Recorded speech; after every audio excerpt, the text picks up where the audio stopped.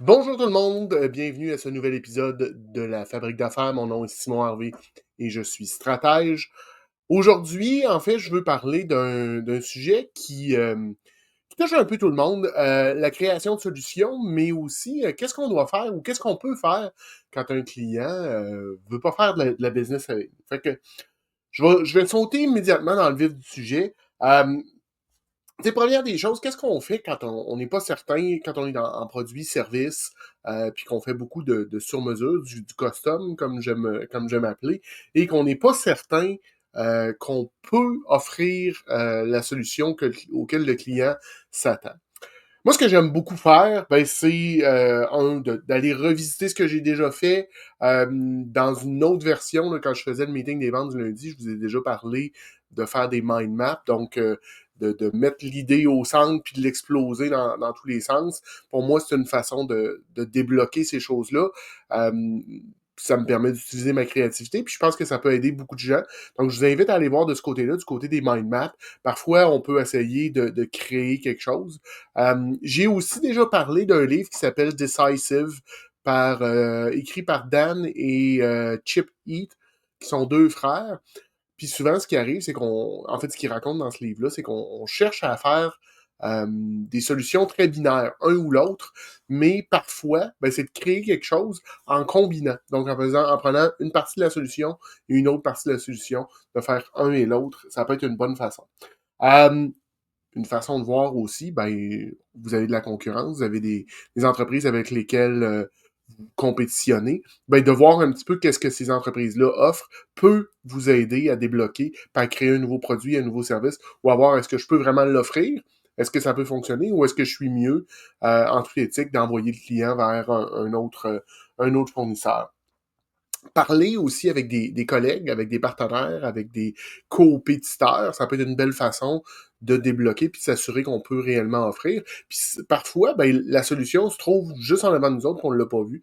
C'est-à-dire de combiner notre expertise avec celle de quelqu'un d'autre. On ne peut pas être bon dans tout. Ben, de se tourner puis d'aller voir quelqu'un qui a une expertise qu'on n'a pas. De créer une offre sur mesure pour les clients en fonction de ce que vous avez déjà. Il y a aussi, ben, qu'est-ce qu'on fait dans un cas, puis c'est en lien, là, qu'est-ce qu'on fait dans un cas où est-ce que le client a eu une mauvaise expérience? Soit une mauvaise expérience avec votre entreprise ou avec un de vos concurrents, puis il dit, je veux pas aller plus loin. Moi, je l'ai déjà vécu. Si vous ne savez pas, j'ai vendu des pièces automobiles pendant une bonne partie de ma carrière. Puis, à un certain moment donné, euh, je vendais des pièces techniques, là, des sensors, puis des trucs comme ça. Et j'avais des clients qui me parlaient, qui avaient eu une mauvaise expérience avec l'entreprise que je représentais, mais en 1988. On était rendu en 2013. On s'entend, là, on était complètement ailleurs. Ça fait 25 ans de ça, 20-25 ans de ça. Mais il y a des gens qui restent accrochés sur une mauvaise expérience, puis qui vont la garder vivante le plus longtemps possible. Ben, qu'est-ce qu'on peut faire de ce côté-là? Je pense que la meilleure optique, c'est d'accepter la critique et d'amener au client que les choses sont différentes. Qu'est-ce que vous avez apporté de différent? Qu'est-ce que vous faites de différent? Qu'est-ce que vous avez fait pour que la situation que ce client-là a vécue ne se reproduise pas? Parce qu'ultimement, c'est ça. On a tous et toutes droit à l'erreur, mais de répéter nos erreurs de façon continue, ben, c'est ça qui cause un problème. Donc, qu'est-ce que vous avez fait pour corriger ça, ou qu'est-ce que vous faites de différent de vos concurrents pour ne pas que ça se produise de la même façon? Fait que je vous invite à regarder de ce côté-là. Ça peut être une belle façon de débloquer quand un client ne veut pas aller plus loin. Mais vous avez, puis on en a parlé dans d'autres podcasts, là, que ce soit la proposition de valeur unique. Fait que vous avez une proposition de valeur unique, vous avez mis en place vos objectifs, vous avez mis en place vos indicateurs de performance, vous avez mis en place un peu tout ce que vous avez besoin, puis ça marche toujours pas. Euh, Pourquoi? Posez-vous la question, pourquoi est-ce que ça bloque?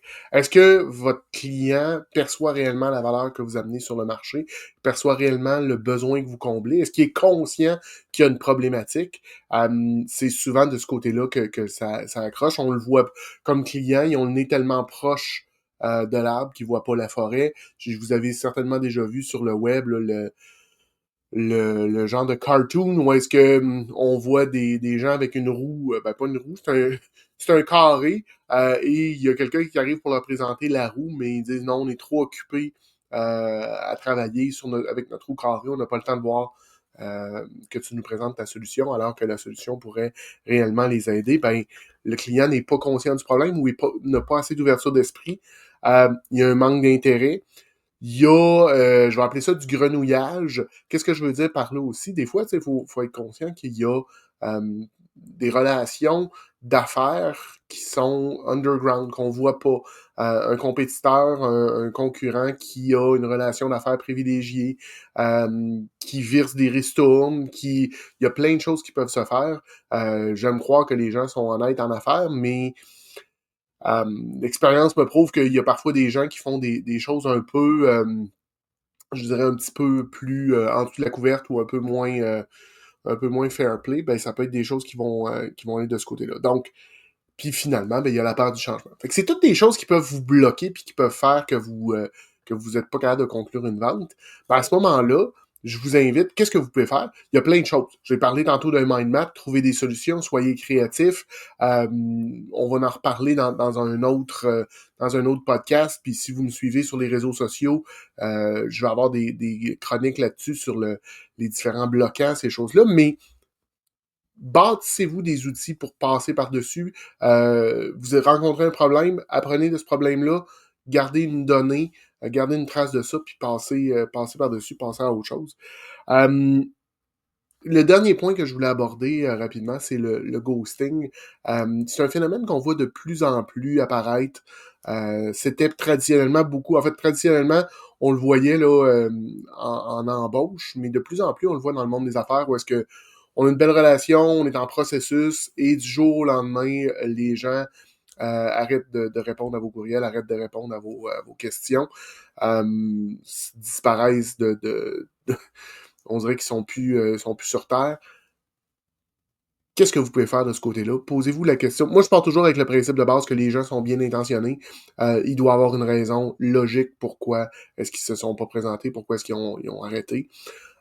Souvent, ça va être, bon, ils n'ont plus le budget et ils n'ont pas le courage de vous dire. Le courage en entreprise, le courage en affaires, c'est quelque chose d'important, mais malheureusement, c'est pas quelque chose qui est universel. Donc, les gens ont peur de vous dire non, peur de vous dire qu'est-ce qui s'est passé. Puis, on le voit présentement. Le contexte économique est difficile, les entreprises trouvent ça difficile. Ben, ça amène certaines entreprises à devoir prendre des décisions avec lesquelles ils sont plus ou moins à l'aise et ils préfèrent faire de l'évitement que de vous le dire directement. Donc, dites-vous que c'est souvent de ce côté-là que les problèmes sont. Euh, Peut-être aussi que votre présentation, votre pitch est mauvais, mais je vous dirais, là, partez avec l'optique que votre client vit quelque chose. Ce n'est pas ce que vous lui proposez n'est pas sa priorité.